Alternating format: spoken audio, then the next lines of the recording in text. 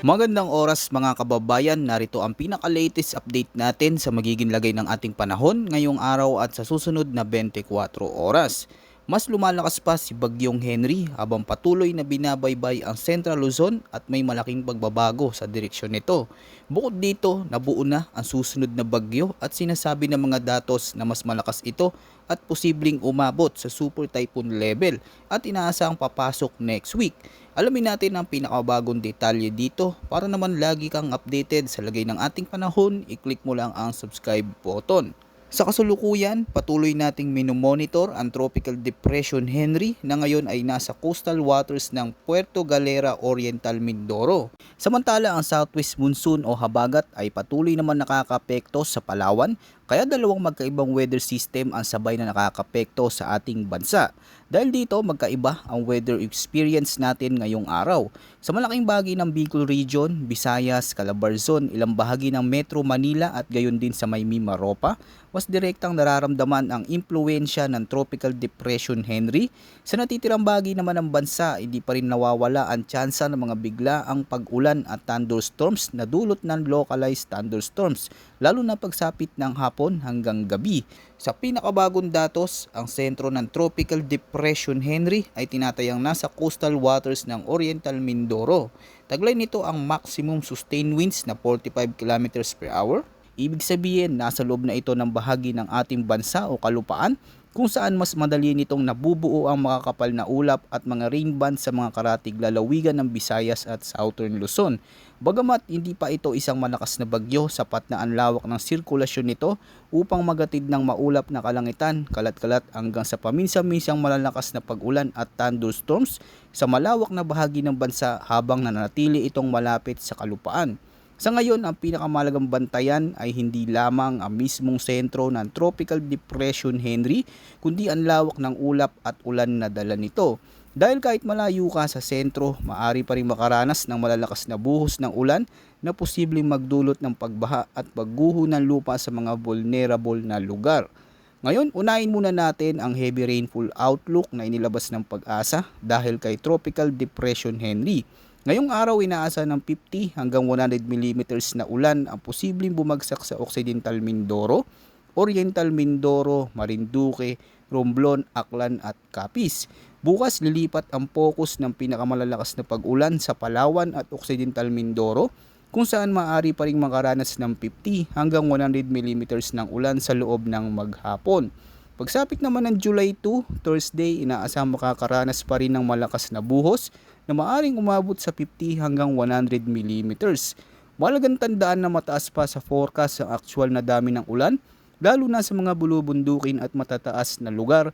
Bukod dito, dahil sa mga naunang pag-ulan sa mga nakalipas na araw, mas mataas ang posibilidad ng pagbaha at pagguho ng lupa sa ilang lugar. Ngayon, pag-usapan naman natin ang forecast weather condition para sa Metro Manila, Calabarzon, Bicol Region, Visayas, Occidental Mindoro, Oriental Mindoro, Marinduque at Romblon. Inaasahan ng maulap na kalangitan na may kalat-kalat na pag-ulan at mga thunderstorm na dulot ng Tropical Depression Henry.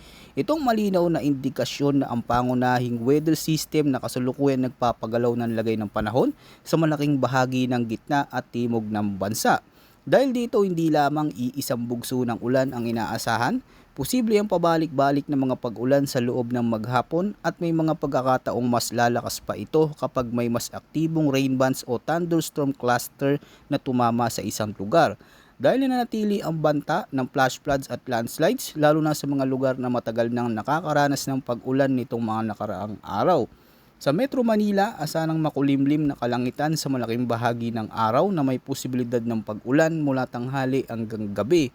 Hindi pare-pareho ang magiging lakas ng ulan sa bawat lungsod, pero dahil scattered rains at thunderstorms ang forecast, may ilang lugar na maaring makaranas ng mas matitinding buhos sa loob ng maikling panahon.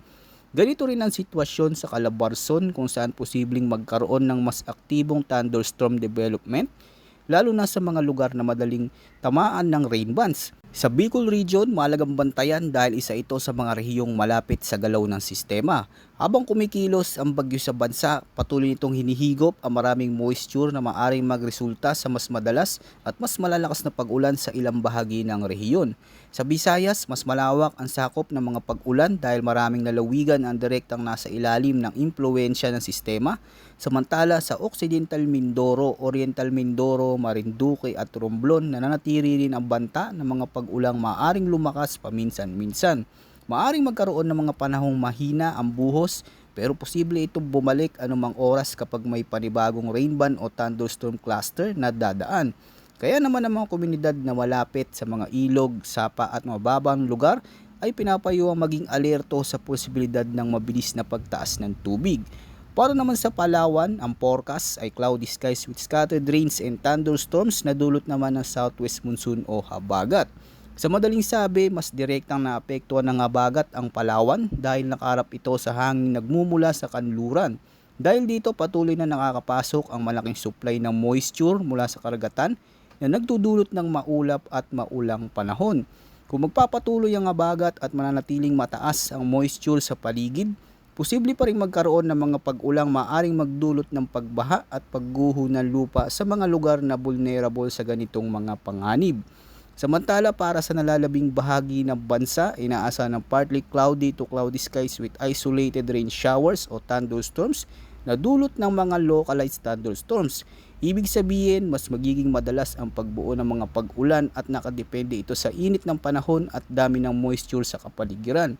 Karaniwan ito nabubuo sa hapon hanggang gabi, bagamat may mga lugar na makakaranas ng maaliwalas na panahon sa umaga, posible pa ring magkaroon ng bigla ang pagkulog, pagkidlat at panandaliang malalakas na pag-ulan pagsapit ng hapon o gabi. Ngayon, dumako naman tayo sa latest tropical cyclone threat potential forecast na inilabas ng Pag-asa. Para sa week 1 mula June 29 hanggang July 5, may isang tropical cyclone like vortex o TCLB na kasalukuyang nasa loob ng Philippine Area of Responsibility o PAR. Base sa forecast, inaasahan itong tatawid sa bahagi ng Eastern Visayas hanggang Luzon bago kumilos pa ilagang kanluran. Habang binabaybay nito ang kalupaan, nakikita ng mga weather model na tumataas ang posibilidad na tuluyan nito maging isang ganap na tropical storm. Samantala may isa pang TCLB na inaasang mabubuo sa silangang bahagi ng Tropical Cyclone Information Domain. Bagamat nasa labas pa ito ng PAR, sinasabi ng mga datos na may katamtaman hanggang mataas na tsansa ito na maging isang tropical cyclone habang tumatakbo ang unang linggo ng forecast. Pagsapit naman ng week 2 mula July 6 hanggang July 12, inaasahan ng ikalawang TCLB ay kikilos papalapit sa hilagang-silangang bahagi ng Tropical Cyclone Advisory Domain o TICAD at posibleng lumapit din sa PAR. Sa yugtong ito, nanatili ang katamtaman hanggang mataas na posibilidad na lalo pa itong lumakas at maging isang tropical cyclone. Bukod dito, may isa na namang panibagong TCLB na posibleng mabuo o lumitaw sa may timog silangang bahagi ng TICAD. Sa ngayon, mababa pa ang tsansa nito maging isang ganap na bagyo, ngunit patuloy pa rin itong binabantayan dahil maaari pa magbago ang sitwasyon habang lumalabas ang mga bagong forecast. Sa kabuuan, sinasabi ng mga guidance na mas mataas ang tropical cyclone threat potential sa loob ng susunod na 2 linggo. Gayunpaman, mahalagang tandaan na ito ay guidance forecast lamang at hindi pa ito ang opisyal na track o lakas ng mga magiging bagyo. Posible pang magbago ang lokasyon, galaw at tsansa ng pagbuo ng mga sistemang ito habang dumarating ang mga bagong datos at weather model updates. Kaya sa ngayon, mahalagang subaybayan ng mga weather updates natin dito sa ating channel dahil maaring magbago ang forecast anumang oras habang mas lumalapit ang mga sistemang ito sa ating area of responsibility. Maraming salamat sa inyong panonood. Mag-ingat po tayong lahat mga kababayan at patuloy na maging handa sa anumang pagbabago ng lagay ng panahon.